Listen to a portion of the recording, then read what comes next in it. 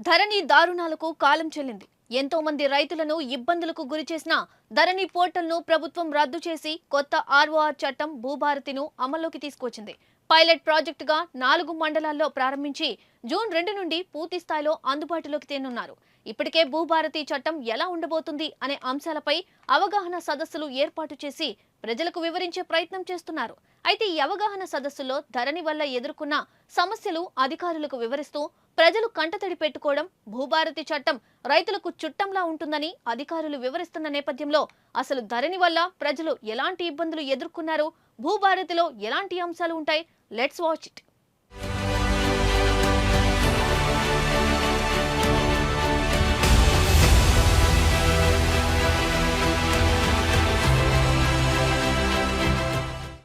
Congress party ఎన్నికల మేనిఫెస్టోలో ఇచ్చిన ప్రకారం ధరణిని రద్దు చేసి కొత్త ఆర్ఓఆర్ చట్టం భూభారత్ని అమల్లోకి తీసుకొచ్చింది.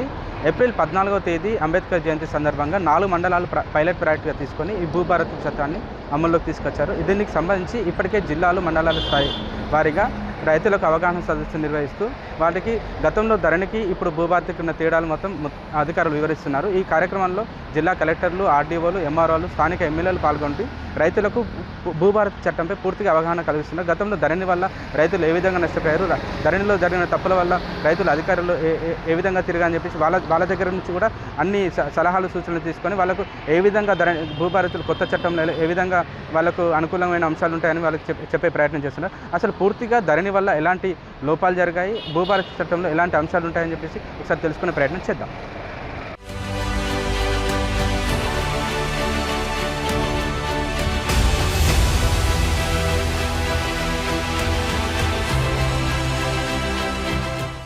ధరణి రాకతో రైతులకు కొత్త కష్టాలు మొదలయ్యాయి. ధరణి భూ అక్రమాలకు అవకాశంగా మారితే రైతుల పాలిట శాపంగా మారింది.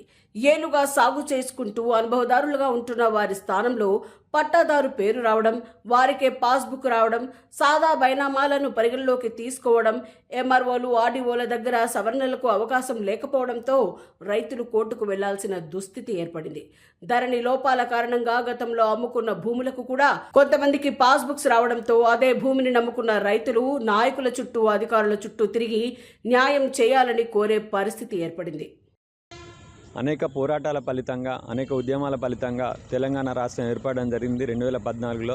2014లో తెలంగాణ రాష్ట్రం ఏర్పడిన తర్వాత రైతుల సంక్షేమం గురించని తెలంగాణ రాష్ట్ర ప్రభుత్వం ధరణి అనే పోర్టల్ని ఏర్పాటు చేయడం జరిగింది. ఈ ధరణి పోర్టల్ ద్వారా రైతులకు లాభం జరగకపోవడం కాకుండా నష్టం ఎక్కువ జరగడం జరిగింది.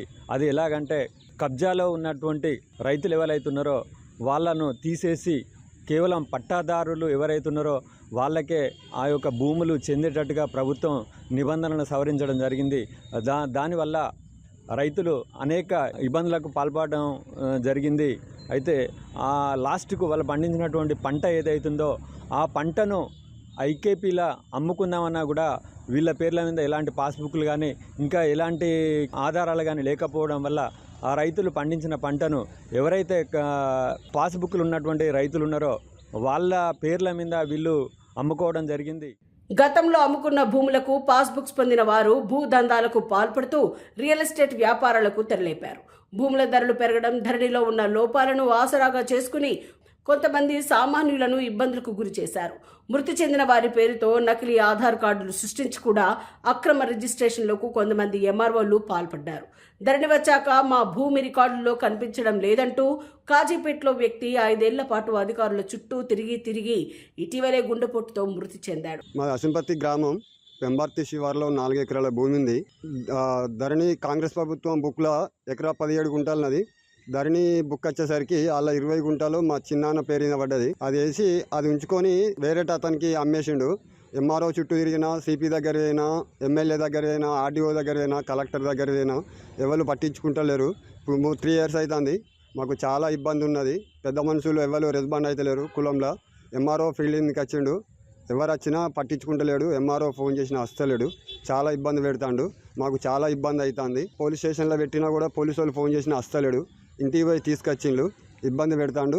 మాకు న్యాయం జరగాలి, మాకు అన్యాయం అవుతుంది. ధరణి వచ్చినప్పుడు అది మిస్ అయింది. భూభారతి వచ్చినప్పుడు మాకు చేయాలని కోరుకుంటూ ఉన్నాను. మాకు మాత్రం చాలా ఇబ్బంది అవుతుంది. నా పేరు ఉప్పుల రాజు, నేను ఒక పేద రైతును.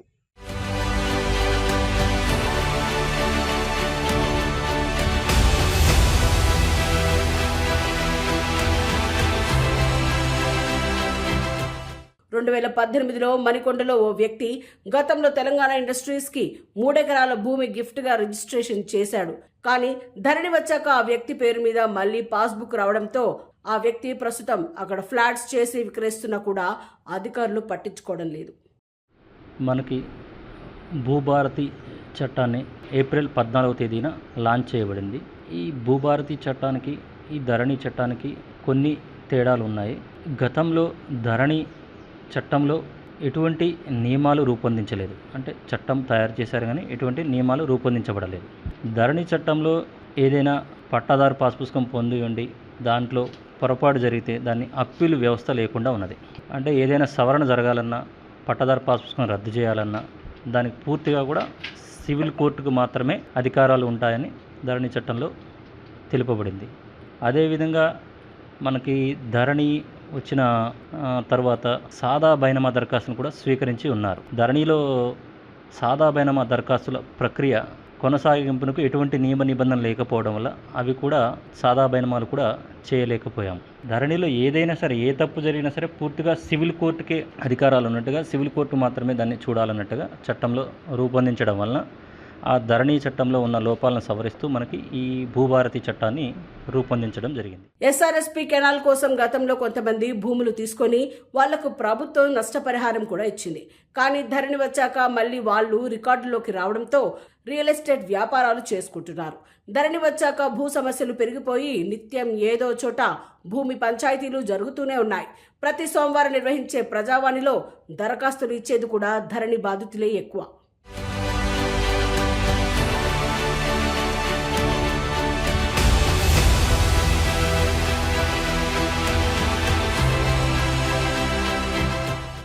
ధరణిని రద్దు చేసి భూభారతి చట్టం తీసుకురావడం పట్ల రైతులు హర్షం వ్యక్తం చేస్తున్నారు. ధరణి వచ్చాక చాలా ఇబ్బందులు పడ్డామని, అధికారులకు ఫిర్యాదులు చేసి అలసిపోయామని భూభారతి అవగాహన సదస్సులో రైతులు తమ ఆవేదనను తెలుపుతున్నారు. ధరణిలో సవరణలకు అవకాశం ఉండేది కాదని, భూభారతిలో సవరణలకు అవకాశం ఉంటుందని రెవెన్యూ అధికారులు చెప్తున్నారు. గతంలో సవరణల కోసం సివిల్ కోర్టు వెళ్లాల్సి వచ్చేదని, ఇప్పుడు తహసీల్దార్ వద్ద కూడా అప్పీల్ చేసుకునే అవకాశం ఉంటుందని, ధరణిలో జరిగిన పొరపాట్లకు భూభారతి ఆస్కారం లేదని రెవెన్యూ అధికారులు అంటున్నారు. అధికారులు చెప్తున్నట్లు భూభారతి నిజంగానే రైతుల చట్టంగా ఉంటుందా లేదా వేచి చూడాలి. ధరణిలో ఉన్న లోపాలు కొంతమంది భూ కబ్జాదారులకు ఆసరాగా మారిన విషయం గమనించిన కొంత ప్రభుత్వ పెద్దలు ధరణిలో ఉన్న లోపాలు భవిష్యత్తు తలెత్తకుండా భూభారతిని పటిష్టంగా తయారు చేశారు. దీనికి సంబంధించి మొత్తం 18 రాష్ట్రాల్లో పర్యటించి రైతులకు మంచి జరిగే విధంగా పోర్టల్ను రూపొందించారు. గతంలో ధరణికి సంబంధించి ధరణిలో ఏమైనా లోపాలు ఉంటే వాటికి సవరణకు ఎలాంటి అవకాశం లేకుండా పూర్తిగా కోర్టుకు వెళ్ళి అప్పీల్ చేసుకోవాల్సి పడుతుంది. కానీ ఇప్పుడు ఈ కొత్తగా వచ్చిన భూభారతిలో లోకల్ ఎంఆర్ఓ దగ్గర, ఆర్డీఓ దగ్గర, కలెక్టర్ దగ్గర కూడా సవరణకు అవకాశం ఉందని చెప్పేసి రెవెన్యూ అధికారులు చెప్తున్నారు. ఈ విషయంపై రైతులు కూడా ఒకంత హర్షం వ్యక్తం చేస్తున్నారు. గత 5 ఏళ్లుగా ధరణి ద్వారా మేము చాలా నష్టపోయాం, చాలా కోల్పోయాం.